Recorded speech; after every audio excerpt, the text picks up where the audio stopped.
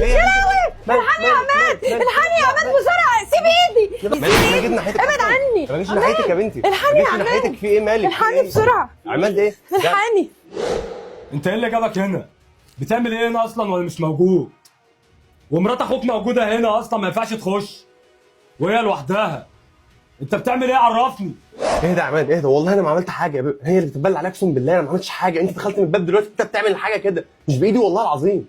يا كداب يا واطي، ده بص قطع لي التيشيرت وتهجم عليا عشان تبقى تكتب له الورث. انت فعلا عندك حق، انا كنت غلطان يوم ما فكرت ان انا اكتب لك ورث. ادفع عليك يا جدع. ايه يا ابني؟ مش حاسس بنفسك؟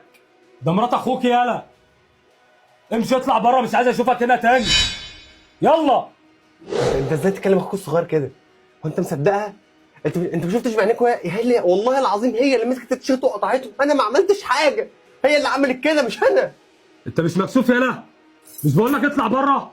يلا اطلع. عرفت تجيب حق مراتك. شكرا على اللي انت عملته معايا يا اخويا، وبكره هتعرف ان انا ما عملتش حاجه، وهترجع تكلمني وتقول لي انا اسف.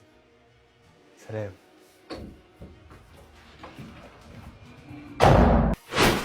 فكك منه يا عماد، يلا تعالى نخش جوه، زمان الولد بينه جاي.